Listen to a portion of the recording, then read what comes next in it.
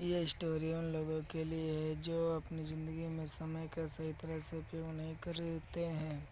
समय का महत्व समझना बेहद ज़रूरी होता है। ज़िंदगी में हमें जो हासिल करना होता है वो हमें सही वक्त पर हासिल कर लेना चाहिए, क्योंकि ज़िंदगी में मौके कम और धोखे ज़्यादा रहती है। समय हाथ से निकलने के बाद केवल हमारे पास पछतावा ही रहता है। जब हम उस गुजरे समय पर पछताते हैं तभी भी हमारा समय ही गुजर रहा होता है। एक दिन स्वामी विवेकानंद नदी के किनारे बोट का इंतजार कर रहे थे। तब वहाँ पर उनके पास एक साधु आकर बैठ गए। साधु ने स्वामी विवेकानंद से पूछा कि आप यहाँ पर क्यों बैठे हैं? और साधु ने पूछा, आपका नाम क्या है? विवेकानंद ने कहा कि मैं विवेकानंद हूँ।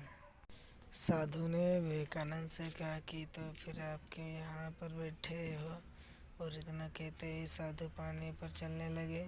साधु ने पानी पर चलते हुए स्वामी विवेकानंद से कहा कि देखो, मैं पानी पर चल सकता हूँ, क्या आप नहीं चल सकते हो? स्वामी विवेकानंद ने उसका उत्तर नहीं दिया।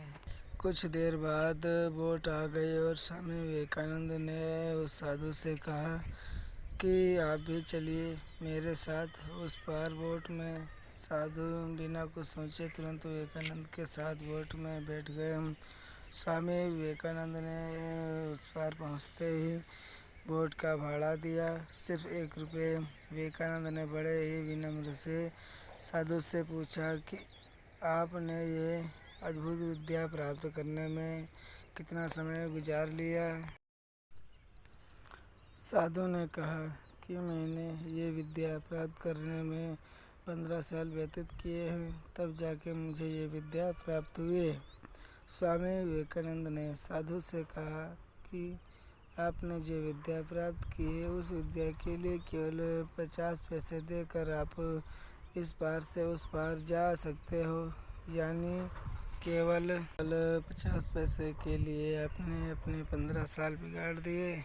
स्वामी विवेकानंद का कहने का तात्पर्य सिर्फ यही था कि हमें समय का सदुपयोग करना चाहिए। हमें इस तरह बेकार के कामों में अपना समय नहीं बिगाड़ना चाहिए। किसी ने क्या खूब कहा है, वक्त कहता है मैं फिर ना आऊँगा।